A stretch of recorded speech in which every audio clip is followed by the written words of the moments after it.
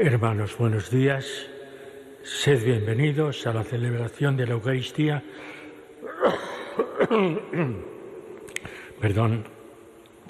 De este martes de la cuarta semana del tiempo ordinario. En muchos sitios se celebra también hoy San Blas, el 3 de febrero, pero es un santo del que apenas tenemos datos. Sabemos que fue obispo en Armenia, en Oriente, en la Iglesia de Oriente, y que fue martirizado en una de las últimas persecuciones del Imperio Romano. Pero prácticamente no sabemos más. De todas maneras, también le recordamos hoy en la Eucaristía. Lectura del segundo libro de Samuel. En aquellos días, Absalón se encontró frente a los hombres de David. Montaba un mulo y, al pasar el mulo bajo el ramaje de una gran encina, la cabeza se enganchó en la encina y quedó colgando entre el cielo y la tierra, mientras el mulo que montaba siguió adelante. Alguien lo vio y avisó a Joab: «He visto a Absalón colgado de una encina». Cogiendo Joab 3 venablos en la mano, los clavó en el corazón de Absalón. David estaba sentado entre las 2 puertas. El vigía subió a la terraza del portón, sobre la muralla, alzó los ojos y vio que un hombre venía corriendo en solitario. El vigía gritó para anunciárselo al rey. El rey dijo: «Si es uno solo, traerá buenas noticias en su boca». Cuando llegó el cusita, dijo: «Reciba una buena noticia al rey, mi señor. El Señor te ha hecho justicia hoy, librándote de la mano de todos los que se levantaron contra ti». El rey preguntó: ¿Se encuentra bien el muchacho Absalón? El cusita respondió: «Que a los enemigos de mi señor, el rey, y a todos los que se han levantado contra ti para hacerte mal, les ocurra como al muchacho». Entonces el rey se estremeció, subió a la habitación superior del portón y se puso a llorar. Decía al subir: «Hijo mío, Absalón, hijo mío, Absalón, ¿quién me diera haber muerto en tu lugar? Absalón, hijo mío, hijo mío». Avisaron a Joab: «El rey llora y hace duelo por Absalón». Así la victoria de aquel día se convirtió en duelo para todo el pueblo, al oír decir que el rey estaba apenado por su hijo. Palabra de Dios. Te alabamos, Señor. Inclina tu oído, Señor, escúchame. Inclina tu oído, Señor, escúchame. Inclina tu oído, Señor, escúchame, que soy un pobre desamparado. Protege mi vida, que soy un fiel tuyo. Salva, Dios mío, a tu siervo, que confía en ti. Inclina tu oído, Señor, escúchame.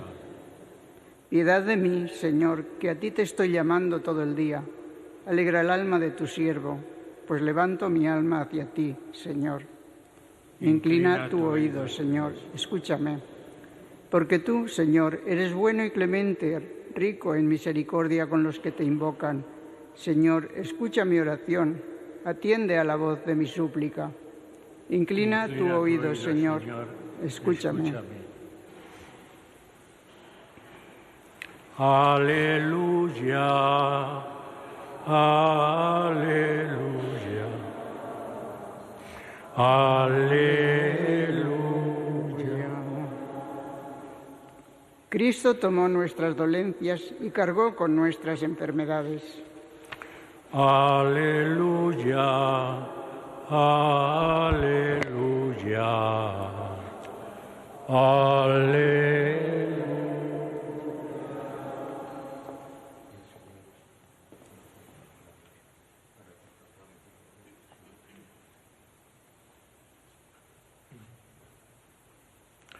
El Señor esté con vosotros.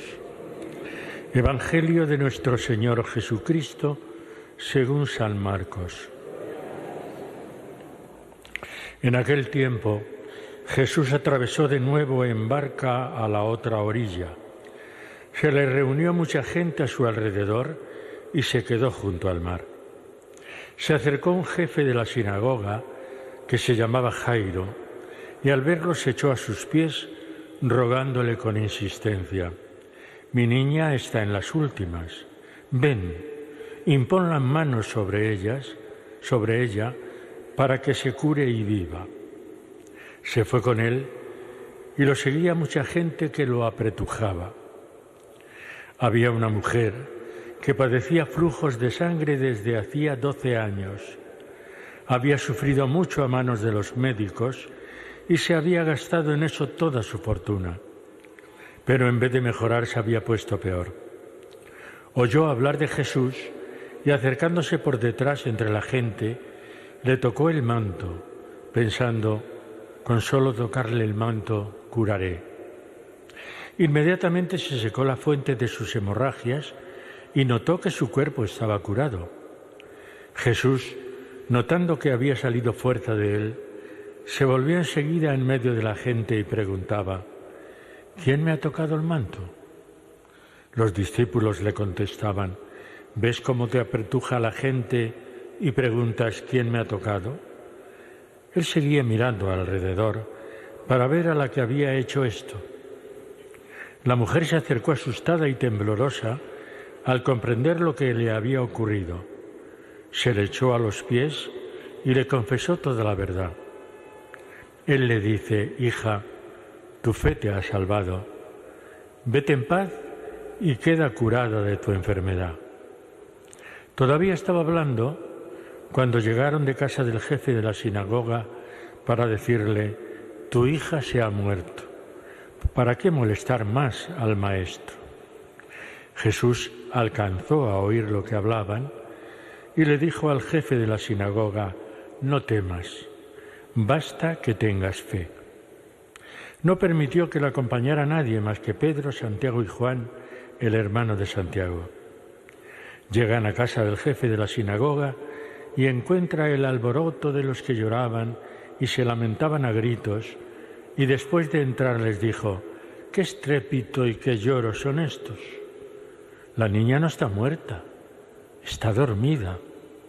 Se reían de él. Pero él los echó fuera a todos y con el padre y la madre de la niña y sus acompañantes entró donde estaba la niña, la cogió de la mano y le dijo: «Talita cumi», que significa: «Contigo hablo, niña, levántate». La niña se levantó inmediatamente y echó a andar. Tenía 12 años. Y quedaron fuera de sí, llenos de estupor. Les insistió en que nadie se enterase y les dijo que dieran de comer a la niña. Palabra del Señor. Sentaos un momento.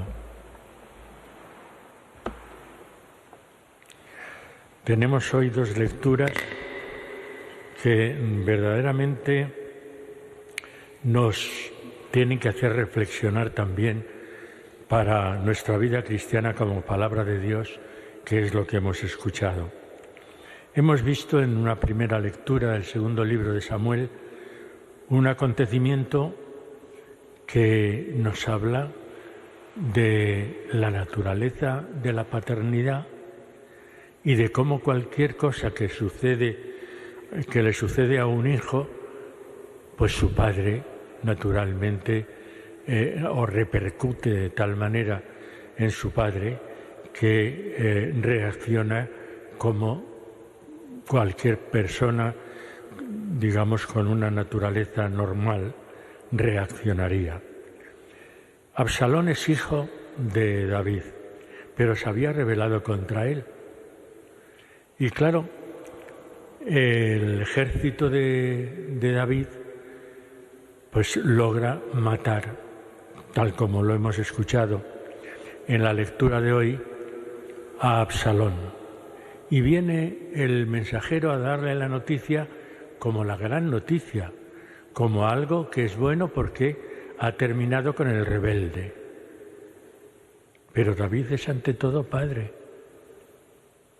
Y aunque haya terminado la rebeldía o la rebelión y le dicen que ha muerto su hijo, entonces la naturaleza de la paternidad, ¿qué es lo que hace?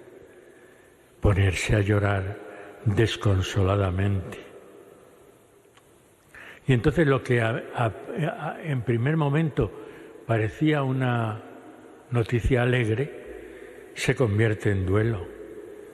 La victoria de aquel día, nos dice la lectura, se convirtió en duelo para todo el pueblo, al oír decir que el rey estaba apenado por su hijo.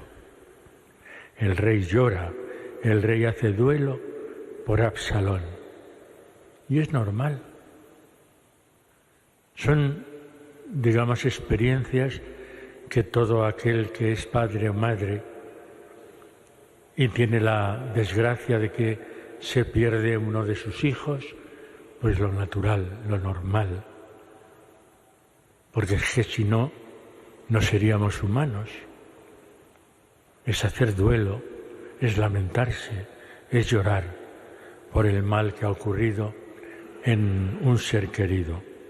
Y así lo hemos visto estos días, precisamente por eso digo que es como una invitación también a que nosotros compartamos el duelo, el dolor de, pues como hemos visto estos días con las víctimas del accidente ferroviario, que nos consolemos unos a otros, que seamos capaces de solidarizarnos con aquellos que sufren, que nos pongamos en el lugar de aquel que ha perdido a su madre, a su padre, a sus hijos, que nos solidaricemos con ellos. De ahí que tanto en Córdoba, en Huelva, aquí en Madrid, también hayamos celebrado un funeral por las víctimas. Porque es normal que nos lamentemos y nos cause dolor la muerte de un ser querido. Pues esto es lo que nos dice hoy el libro de Samuel, cómo David también llora por su hijo que ha muerto, a pesar de que haya ganado la batalla contra la rebelión. Y en el Evangelio nos presenta a un Jesús que, bueno, genera vida. ¿Cuántas veces hemos dicho que la mujer en Israel tenía, digamos, como objetivo principal el ser madre? Y nos encontramos con esta mujer que no podía serlo por esas hemorragias que tenía. Y la mujer oye hablar de Jesús y desde el anonimato, desde el no querer llamar la atención, le toca el manto. Pero Jesús sí se da cuenta.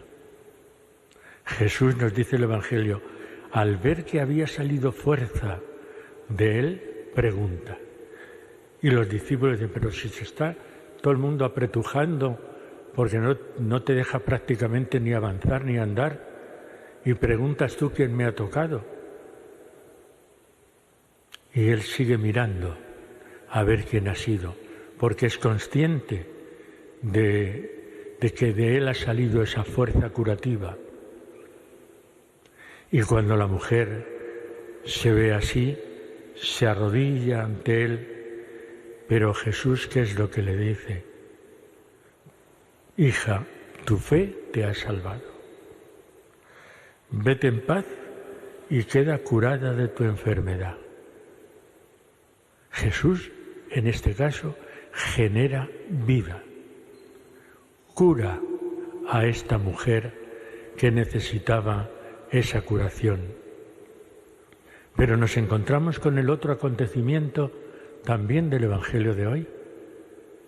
El jefe de la sinagoga es el que llega y le dice, se echó a sus pies el jefe de la sinagoga, es decir, reconociendo que Jesús era un profeta, que Jesús era algo distinto de lo acostumbrado. Mi niña está en las últimas. Impón las manos sobre ella para que se cure y viva. Y cuando los mensajeros vienen y le dicen, no molestes más al maestro, que tu hija ha muerto. Pero es cuando Jesús dice, no, tu hija no ha muerto. La muerte va a ser vencida por la palabra de Jesús. La muerte no va a ser el final de todo. El encuentro con Jesús, otra vez lo repetimos, genera vida. Y por eso esta niña va a resucitar, aún no creyendo la gente que está alrededor que eso fuera posible. Se reían de él cuando dice la niña está dormida. Pero él entra y le dice, contigo hablo, niña, levántate. Y la niña se levanta, y la niña resucita, y la niña, para que veáis cómo Jesús también se preocupa hasta de lo más físico, y le dice, dadla de comer. No solamente la resucita, sino que le dice a los padres algo tan natural, dadla de comer. Ese encuentro con Jesús genera vida. Entonces nos encontramos con la palabra de Dios de hoy, que por una parte nos hace ver la naturaleza de la maternidad o de la paternidad, que cuando tenemos un acontecimiento lamentable, entonces produce dolor, duelo y hace que podamos lamentarnos todos de aquello que ocurrió. Pero al mismo tiempo la fe nos dice, por encima de la vida, por encima de la muerte, Jesús está ahí presente y nos dice, yo soy la vida. A ese Jesús nosotros le seguimos, en ese Jesús nosotros creemos. Y por eso cuando nos dice que Él es la vida, tenemos que hacerle caso. Tenemos que saber que la unión con Jesús nos da también a nosotros vida, una vida perpetua, una vida que no se termina, una vida que va a ser el vivir alegremente junto a Él por toda la eternidad. Vamos a pedirle al Señor en la Eucaristía que esa vida sea una realidad en nuestros corazones.